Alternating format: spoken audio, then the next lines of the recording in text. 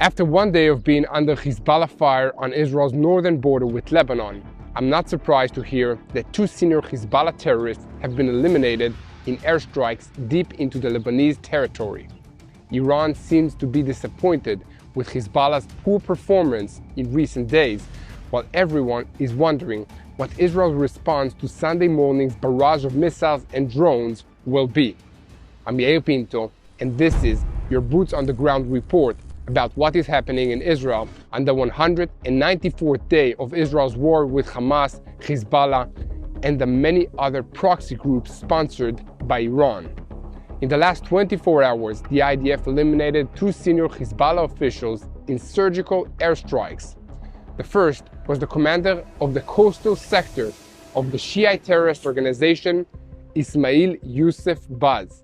The second was Muhammad Hussein Mustafa Savari, who served as the commander of the rocket unit in the western sector with the Raduran force.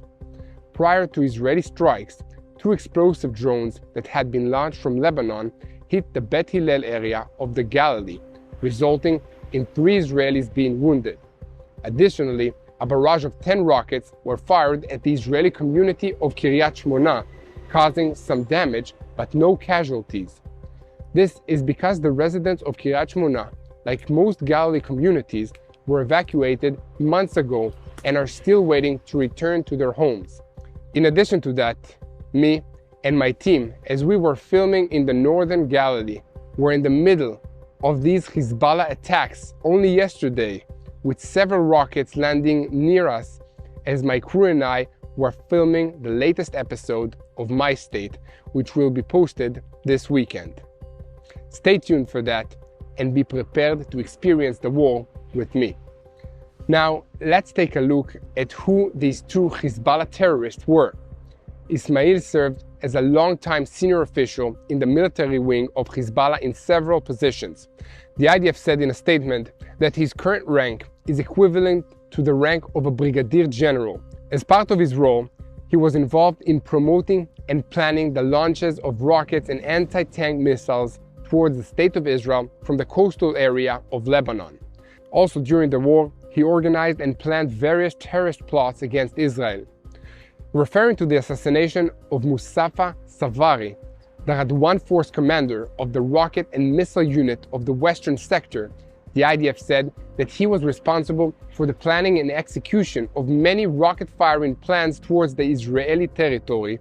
As part of his role, he was involved in promoting and planning the launches of rockets and missiles towards the State of Israel from the central and western sectors of Lebanon.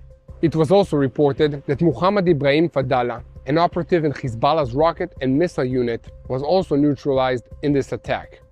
These guys won't be planning any rocket attacks on Israel anymore, and that's something we can all be grateful for. This is a good place for me to ask you to join us in spreading the truth by clicking the follow button, subscribing to this YouTube channel, and share us on social media. Together, we can really make a difference. Now back to the news and taking a closer look at Iran's missile and UAV attack on Israel, from which Israel came out untouched and eliminated 99% of the attack. But I noticed something important that did not happen. Hezbollah did not fire a very large barrage of rockets to support the Iranian attack. Intelligence sources in the Middle East have assessed that Iran was disappointed by Hezbollah's involvement in the attack on Israel, which was tiny and even symbolic relative to the organization's capabilities. The barrages of rockets fired into northern Israel by Hezbollah on Saturday evening and into Sunday morning were not significantly greater than what they've been doing on a daily basis since the Hamas massacre began on October 7th. What can explain this? It seems that Hezbollah is afraid to hit Israel hard, and I can tell you some of the very good reasons they have to feel this way. Israel has demonstrated to Hezbollah that within minutes of them launching a rocket attack, the IDF can locate and fire on the launching positions. This includes the launchers, but also the targeting radar, ammunition stockpiles, and other infrastructure related to the launchers. The weapons Iran has provided to Hezbollah are powerful, but they have a large logistical footprint. They require large facilities to keep them operating, and once they fire, the IDF can track their location and destroy them.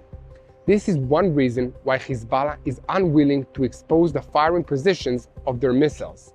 They want to keep them in reserve in case the IDF sends a large ground force into Lebanon. Please continue to spread the truth with us and take an active part in supporting our work so we can create additional videos from Israel, from the ground, to you. Now I want to give you some in-depth analysis of the situation we're looking at. We usually view the military aspects of wars, but there are other aspects that we must keep in mind. These aspects include the economic cost of fighting, both the direct cost that countries pay for weapons and equipment, as well as the opportunity costs for loss of product and employment. Sometimes a country can be punished for an act of aggression by the imposition of economic sanctions. Foreign Minister Israel said that after the decision that took place in the European Union, there is a positive trend towards the adoption of sanctions against Iran regarding the missile project. But Iran's military is already heavily sanctioned, and the real progress here is that for the first time there is also discussion about the expansion of sanctions against the proxy organizations. It's difficult to believe, but Iranian proxies include Hamas and Hezbollah raise large sums of money every year through phony charity organizations that operate openly and legally in Europe. Israel has been asking European governments to shut this down for years, and it's time for these governments to listen. The news portals Axios has reported that the Americans are working on a new sanction against Iran. American Treasury Secretary Janet Yellen said that she will not hesitate to impose economic punishment on Tehran in response to an attack on Israel.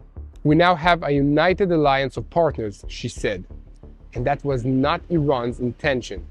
According to Axios, this is a subtle message to Israel that there is more than one way to harm the Revolutionary Guards. In any case, after the Iranian attack and following his talks with the foreign ministers of France, Great Britain, Egypt, and other countries in the world, Foreign Minister Katz sent 32 letters to his counterparts from the European Union and other countries. The letters urged the imposition of sanctions on the Iranian missile project and the declaration of the Islamic Revolutionary Guards Corps as a terrorist organization. This does not mean that Israel is not preparing to respond directly to the Iranian attack. Israel has decided to respond to the attack, but behind the scenes, there are still a series of discussions about how to do it and when. There are intense discussions between the Israeli security, diplomatic, and political echelons, as well as with allies about the best way forward, and here at TBN Israel, we will keep a close watch on these discussions so we can keep you updated about them. Look, the situation is that Iran is behind Hamas, behind Hezbollah, and many others. But Israel is determined to defeat this evil coalition and defend ourselves and the entire civilized world.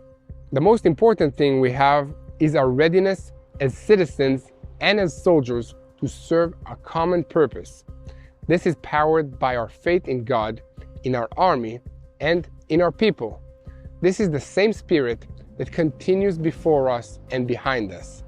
And with help from God and our friends around the world, including you, we will win.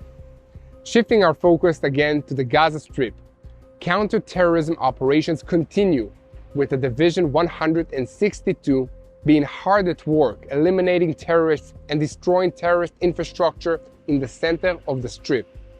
Elsewhere, the soldiers of the Nahal Brigade's combat team continue their operations in cooperation with the Air Force and the 215th Fire Brigade's combat team. We here at TBN Israel will continue to report. Please continue to spread the truth, share and follow us, and subscribe to this YouTube channel. Pray for the peace of Israel and the peace of the residents of the northern border of Israel and Lebanon. Let's pray that they will return to their homes, and the most important thing is to keep praying for the peace of Jerusalem. Thank you for all your support, and together we will win this war. Hello, this is Mati here in Jerusalem with TBN Israel. This is Pinto from TBN Israel here in Jerusalem. TBN Israel is keeping viewers informed with Israel-focused news, culture, and what God is doing in this land. Support TBN Israel today online at tbn.org/Israel. Thank you.